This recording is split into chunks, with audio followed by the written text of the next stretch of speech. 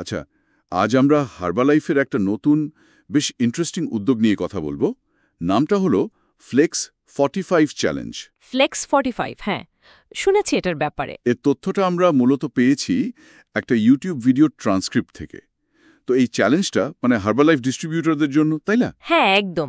তাদের পণ্য ব্যবহার বাড়ানো, ব্যক্তিগত উন্নয়ন, ধরুন ব্যায়াম করা, আর অবশ্যই ব্যবসায়ী কাজগুলো, সেগুলোকে আরও জোরদার করার একটা কৌশল আর কি। আমরা তাহলে বোঝার চেষ্টা করব এর ভেতরে ঠিক কি আছে আর কেন এতে যোগদানের জন্য এত জোর দেওয়া হচ্ছে। হুম। এমনও শোনা যাচ্ছে যে 3 লাখ বা তার চেয়েও বেশি লোক নাকি এতে অংশ নিতে পারে। সংখ্যাটা তো বিশাল। বিশাল তো বটেই। ঠিক আছে, তাহলে আসুন তো একটু গভীরে যাই। ব্যাপারটা আসলে কি? দেখুন, এখানে সবচেয়ে আকর্ষণীয় দিকটা হলো কিভাবে একটা স্বাস্থ্য সম্পর্কিত চ্যালেঞ্জকে একেবারে সরাসরি ব্যবসার লক্ষ্যের সাথে জুড়ে দেওয়া হয়েছে। তো ব্যবসার লক্ষ্য মানে ঠিক কি রকম? ধরুন পণ্যের বিক্রি বাড়ানো, নতুন যারা ডিস্ট্রিবিউটর হচ্ছে তাদের সক্রিয় করা, পুরনো যারা আছে তাদের ধরে রাখা, তারপর ব্যবসার যে মডেলটা সেটা অন্যদের দিয়ে করানো, নকল তৈরি করা, আর সব মিলিয়ে ব্যবসার ভিতটাকে আরও শক্ত করা আর কি। ওহ, আচ্ছা। ভাবুন একবার, ৩০০,০০০ অংশগ্রহণকারী, কি পরিমাণ ভলিউম পয়েন্ট আসতে পারে। এই ভলিউম পয়েন্টটা হলো বিক্রির একটা হিসাব, যার ওপর ডিস্ট্রিবিউটরদের আয় বা তাদের র্যাঙ্ক নির্ভর করে। বুঝলাম। তার মানে এই ফ্লেক্স 45 হচ্ছে একটা ৪৫ দিনের চ্যালেঞ্জ হার্বালাইফ ডিস্ট্রিবিউটরদের জন্য, আর এটা বিশ্বজুড়েই চলছে। হ্যাঁ, গ্লোবালি হচ্ছে। ওদের মাই হার্বালাইফ ওয়েবসাইটে গিয়ে নাম লেখাতে হয়। আর একটা মজার জিনিস দেখলাম, অংশগ্রহণকারীদের নাকি মাসল ফ্লেক্স করে ছবি তুলে #flex45 হ্যাশট্যাগ দিয়ে সোশ্যাল মিডিয়াতে পোস্টও করতে বলা হচ্ছে।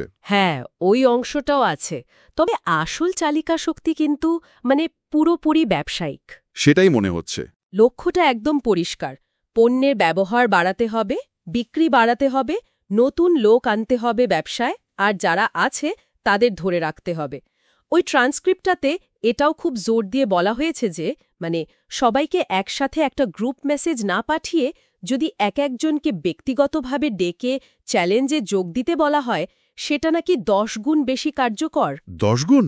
তার মানে তো একটা বেশ বড়সড় চাপ তৈরি করা হচ্ছে যোগ দেওয়ার জন্য। একরকম তো বটেই, পরোক্ষভাবে হলেও একটা চাপ। তাহলে শুধু যোগ দিলেই তো হচ্ছে না, মনে হচ্ছে প্রতিদিন বেশ কিছু নির্দিষ্ট কাজও করতে হবে। ঠিক তাই। চ্যালেঞ্জের পুরো কাঠামোটাতেই 7টা অংশ আছে, যেগুলো প্রতিদিন করতে হবে। 7টা কাজ? কি সেগুলো একটু সংক্ষেপে যদি বলেন। আচ্ছা, 1 নম্বর হলো রোজ হার্বালাইফ পণ্য ব্যবহার করতে হবে, আর এটাও দেখতে হবে যেন ৪৫ দিনের জন্য যথেষ্ট স্টক থাকে। মানে আগে থেকেই কিনে রাখতে হবে? হ্যাঁ। 2 নম্বর, ব্যক্তিগত উন্নয়ন, ধরুন বই পড়া বা কোনো ট্রেনিং ভিডিও দেখা। 3, নিজের জন্য ব্যায়ামের একটা প্ল্যান বানিয়ে সেটা ফলো করা। 4 নম্বরটা বেশ ইন্টারেস্টিং, প্রতিদিন অন্তত 5 জন নতুন লোকের সাথে কথা বলা।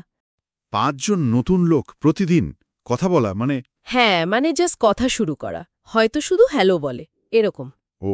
5 নম্বর হলো প্রতিদিন অন্তত একজনের সাথে পণ্য নিয়ে আলোচনা করা। 6, প্রতিদিন অন্তত একজনের সাথে ব্যবসার সুযোগ নিয়ে কথা বলা। আর 7 নম্বর, সোশ্যাল মিডিয়াতে নিজের প্রোগ্রামের অগ্রগতি বা ফলাফল পোস্ট করা। এই যে প্রতিদিন 5 জন নতুন লোকের সাথে কথা বলার বিষয়টা, এটা কেমন যেন শুধু হ্যালো বললেই কি কাজ হবে? হ্যাঁ, আইডিয়াটা হলো খুব সাধারণ কথা দিয়ে শুরু করে ৪৫ দিনে মোট ২২৫টা নতুন কথোপকথন তৈরি করা। এর মধ্যে থেকেই হয়তো ব্যবসার সুযোগ বেরিয়ে আসবে। কনভারসেশন স্টার্টার আর কি। ঠিক। এটা অনেকটা মার্ক হিউজের সেই পুরনো স্ট্র্যাটেজির মতো, ব্যবহার করো, বহন করো, কথা বলো, ইউজ, ওয়্যার, টক। উৎসে এটাও বলা হয়েছে যে পণ্যের স্যাম্পল বা নমুনা সবসময় হাতের কাছে রাখতে হবে, যাতে সুযোগ পেলেই দেওয়া যায়। মূল ব্যাপারটা হলো সম্পর্ক তৈরি করা আর সুযোগ খোঁজা। কিন্তু আমার কাছে সবচেয়ে অবাক লেগেছে যে ব্যাপারটা, সেটা হলো ডিস্ট্রিবিউটরের দলের সবাইকে, একেবারে প্রত্যেক সদস্যকে এই চ্যালেঞ্জে যোগ দেওয়ার জন্য খুব জোরালোভাবে বলা হচ্ছে। এটা খুব গুরুত্বপূর্ণ একটা পয়েন্ট। ওই ট্রান্সক্রিপ্টে এমনও লেখা আছে, যারা এখনও যোগ দেয়নি তাদের নাকি ব্যক্তিগতভাবে ধরে ধরে চ্যালেঞ্জে যুক্ত করার চেষ্টা করতে হবে।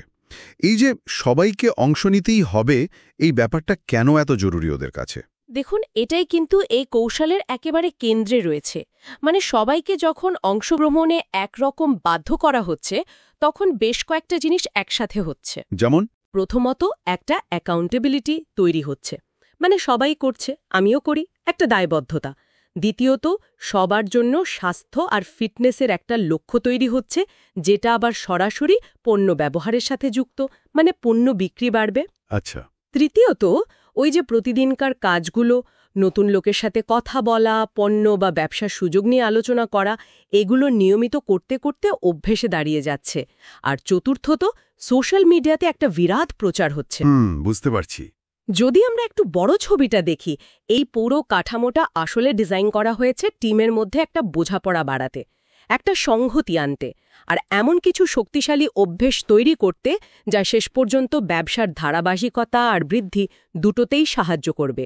তাই সবাইকে যুক্ত করাটা এত জরুরি। আর আশা করছি এতে বিশাল সংখ্যক মানুষ যোগ দেবে, তাই না? হ্যাঁ, তাদের প্রত্যাশা তো 3 লাখ থেকে 5 লাখ বা হয়তো তারও বেশি। হার্বাললাইফ এটাকে একটা রেকর্ড গড়া, মানে তাদের ইতিহাসে প্রথম এই ধরনের ইভেন্ট হিসেবে তুলে ধরছে।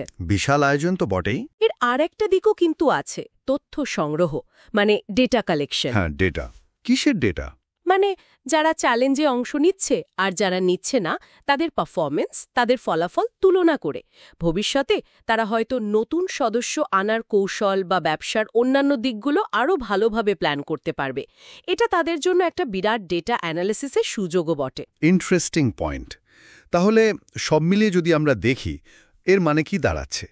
ফ্লেক্স 45 আসলে একটা খুবই পরিকল্পিত, মানে মাল্টিফেজেটেড একটা প্রোগ্রাম, যেখানে স্বাস্থ্য, ব্যক্তিগত উন্নয়ন, ফিটনেস, এই বিষয়গুলোর সাথে আশা করছি এতে বিশাল সংখ্যক মানুষ যোগ দেবে, তাই না?